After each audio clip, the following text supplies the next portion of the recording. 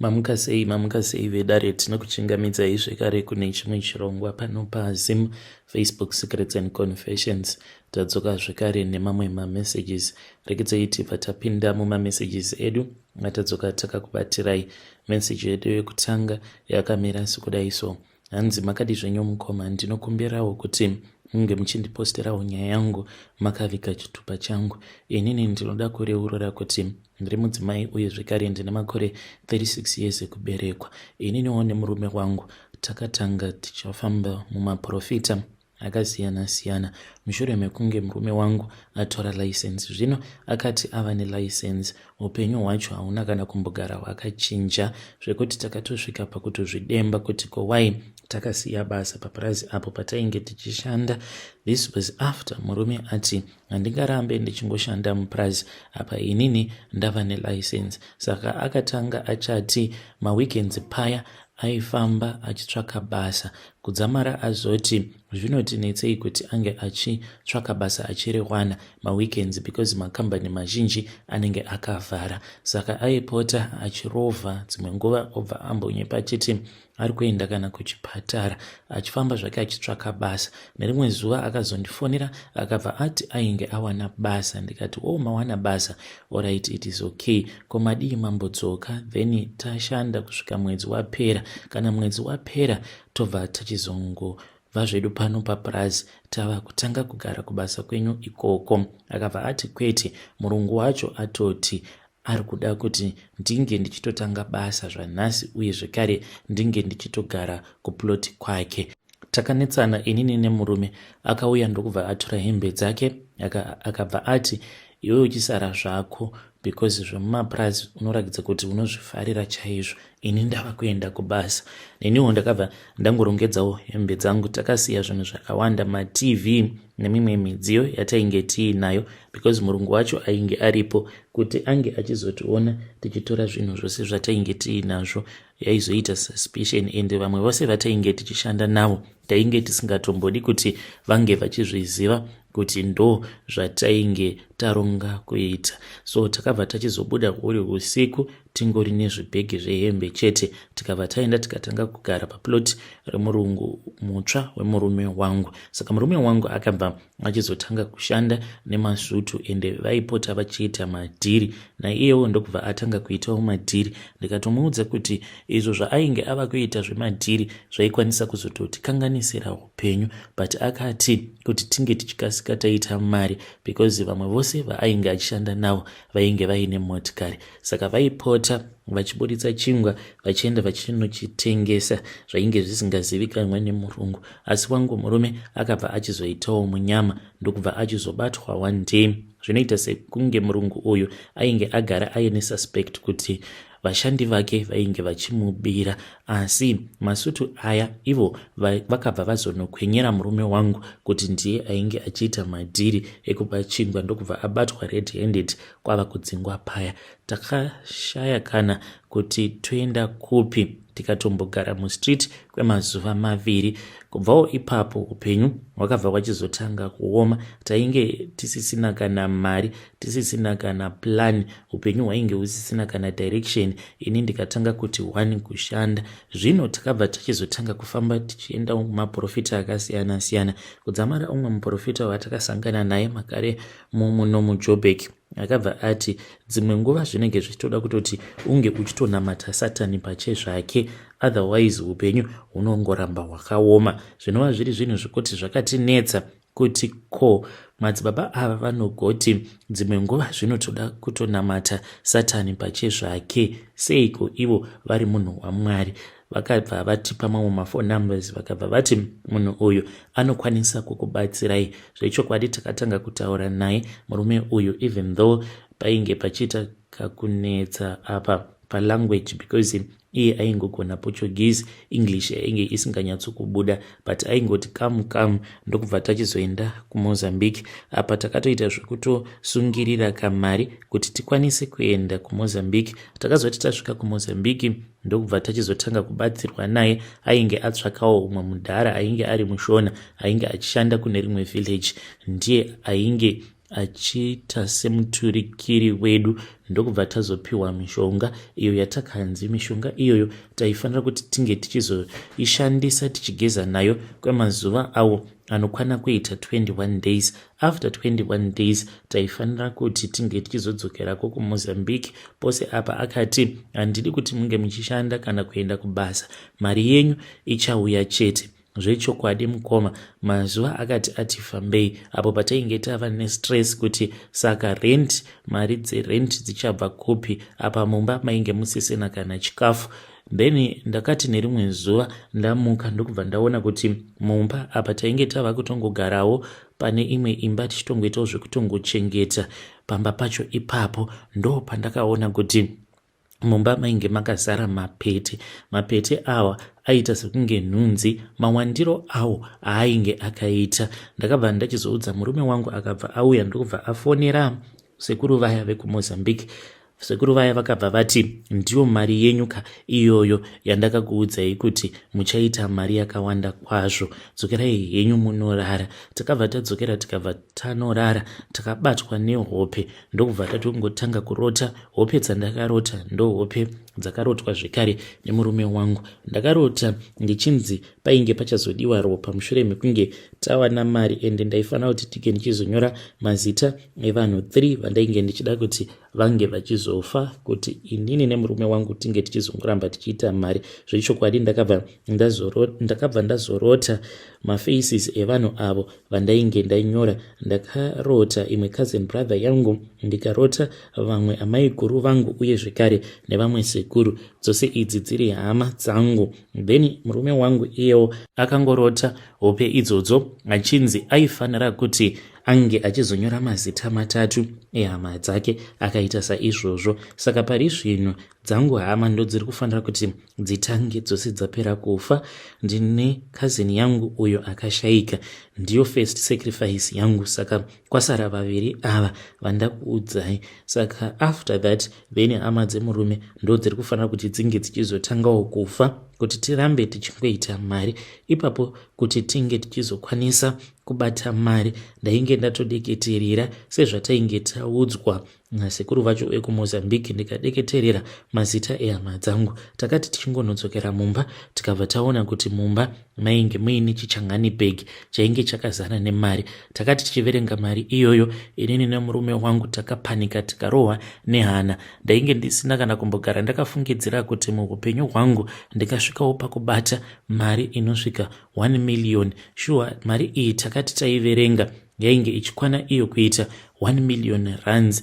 Then ndokubva tachizotanga kuronga mabusinesses pasina kana nguva. Cousin yangu yakabva yatanga kurwara, ndokubva yachizofa. Akazofa patainge tichibva kuMozambique. Apa mari iyi taingofamba nayo, takatonzi tinge tichifamba nayo kwose kwatinenge tiri, ende hakuna kana aizombozviona kuti tinenge tiine mari, sezvo iri mari yemushonga. Apa yainge ichirema sei. Takaenda nayo kuMozambique, vakabva vainamatirira, ende vakabva vatidzidzisa kuti kana todeketerera tinodeketerera sei direct kuna Satani, tichimutenda nezvipo zvose izvo zvaainge atipa. Tichibva kuMozambique ndo patakanzwa kuti cousin yangu iye ainge ashayika. Tikabva taenda kuZimbabwe, takazosara zvedu toenda kuZimbabwe, but motikari tainge tatotenga nekutotsvaka driver zvekare. Tichinosvika kumusha, ndainge ndakanzi ndaifanira kuti ndinge ndichizoshandisa mari yakawanda parufu rwecousin yangu. Zvechokwadi ndikaita saizvozvo. Dzimwe mari dzatakasvika takabata,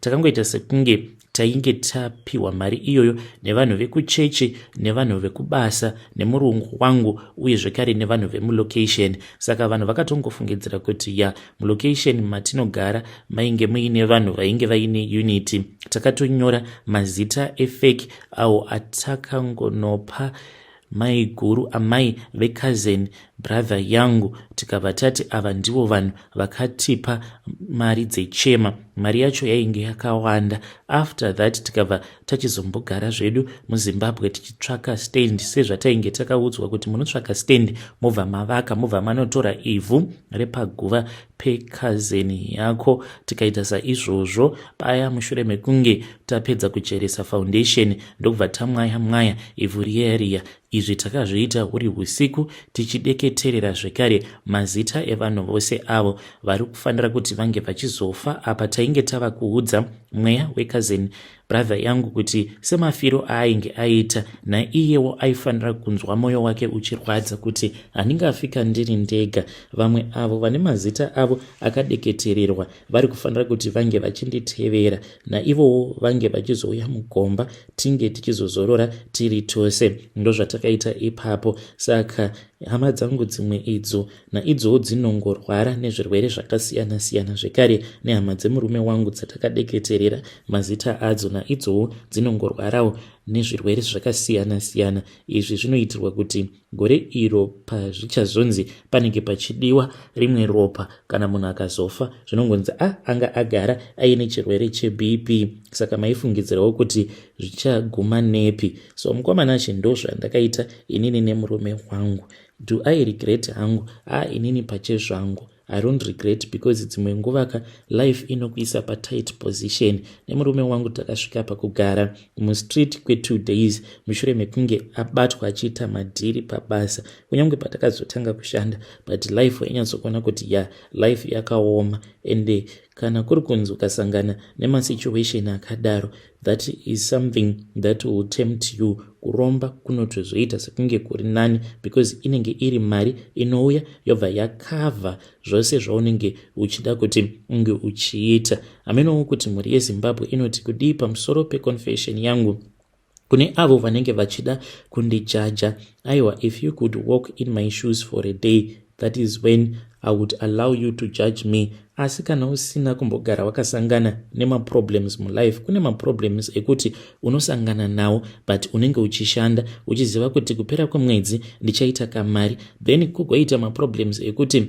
kutoshanda hauchatoshandi, pekutogara hautorina, zvinhu zvakatooma kusvika palast position. Pakadaroka I don't think kuti munhu akadaro will judge me. Naiyewo angatoda kutouya kwandiri achitodawo kutoziva kuti saka kwamakaenda kuMozambique munhu wacho achiri mupenyu here, neniwo anokwanisa kundibatsira here kuti upenyu hwangu hunge huchizochinja. So in general hangu mukoma, I'm just trying to say kuti muri yeZimbabwe imimi basa renyu nderekungoteerera maconfession. Dzimwe nguva hazviri kuti munge muchizongotonga nekungojaja, nekuti kunyangwe Bible shoko raMwari rinoti aiwa, do not judge, nekuti ivo Mwari ndivo vega vane kodzero nemvumiro yekuzoita judge. Ende kana uri muKristu, if you judge, remember kuti the way that you judge other people, that is the same way that you are going to be judged as well. Uyo anokwanisa kungondijaja nde mumwe munhu akarombawo, ndiye anenge achinzwisisa the pain. Haisi nyore kuziva kuti ndiwe waurayisa hama yako, haisi nyore kuenda kunopa mubereki wehama yako mari uchizviziva hako kuti mari iyoyo yauri kumupa mubereki uyu imari yehurombwa, ende imari yakakonzeresa kuti mwana wake ange achizosvika pakufa. Zvinhu zvinorwadza. Mazuva ekutanga patakatanga kuita mari ndainge ndisingarari ndichidedera nekuda kweBP, because ndaigara ndichingonyunyuta ndichizvibvunza mibvunzo yakawanda kuti saka vanhu 6 vachatosvika pakutopinda muvhu, vanhu 6 vachafa, ko vana vavo vachazoita sei? Apa tainge takaudzwa kuti mari iyo yatinenge tichiita hatitobvumidzwi kuti tinge tichibatsira vehukama, uye zvekare mumabusinesses edu hatitotendedzwi kuti tinge tichitohaya vehukama. Zviri nani kuti vange vachitambudzika, isusu tichinakidzwa neupenyu. Madecisions ekuti anorwadza kuita madecisions akadaro, but zvinenge zvichitoda kutoshinga, ende hongu kushinga takashinga inini nemurume wangu. Vana vedu vari kudya vachiguta, ende kunyangwe ronga kuti tikuda kuenda kuChina, tikuda kuenda kuDubai, mari yedu tinayo. So when you judge me, just understand from where I am coming from. Handaimbova nefungidziro dzekuti nerimweni ramazuva ndichasvikawo pakupinda mudealership ndichizvitengerawo motikari ndiri ndega without the knowledge of my husband, kutoendawo kuvacation nevana vangu, asi kuburikidza nemishonga yose iyo yatakapiwa nasekuru vekuMozambique, it is made possible. Asi chokwadi ndechekuti iniwo kudeketerera kwandinenge ndichiti ndiri kudeketerera kumidzimu yangu nemidzimu yemurume wangu, aiwa tinenge tichitonamata Satani. Izvo ndo zvatinotoziva inini nemurume wangu. Vedare ndo message iyo yandakatumidzirwa ichibva kuna vanzvadzi vedu. Ngatizamei kuti tinge tichitaura navo vanzvadzi vedu ava mucomment section. Zvakangoma hazvo veduwe, hanzi you cannot judge me. Regedzai tibva taenda panyedu inotevera.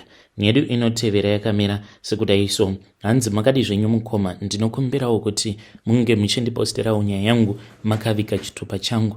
Ngoma nashe izvi ndakazviitawo mukutsamwa, uye zvekare ndainge ndabatwa nemweya wegodo nemweya weruvengo. Saka pakambani pandainge ndichishanda, ndakamboshanda nemumwe mufesi. Saka mufesi uyu aigara achingondiudza kuti aida kuti tinge tichiita business rehumalaicha, asi mudzimai wangu akabva ati inini zvehumalaicha handitombozvifarire hangu. So ndakabva ndangomuudzawo mufesi uya kuti zvekuita business rehumalaicha zvainge zvichitomborinaka namari. So I was trying to discourage him so that tinge tichizotsvaka rimwe business, but iye nemudzimai wake vakazongoshingirira vakabva vachizotenga motikari yavo yainge iri double cab Toyota Hilux, ndobva vachizotanga kuita business rehumalaicha. Ngomanashe vanhu ava vakaita mari. Pandakangonzwa zvichinzi vainge vava kuda kutenga kombi, ndo pandakabva ndachizoenda kun'anga ndikabva ndachizonopiwa mushonga. Ndakanzi mushonga wandainge ndapiwa ndaifanira kuti ndinge ndichizomukumbira mari 50 rand to be specific. So ndakazoenda ndikanomukumbira mari, ndikabva ndati kamari kandainge ndichida kainge kasina kana kumbowanda. Akabva anditi shua ungakwira kombi kuti unge uchizouya kuzondikumbira 50 rand, asi akazongondipa semunhu wandainge ndichiwirirana naye.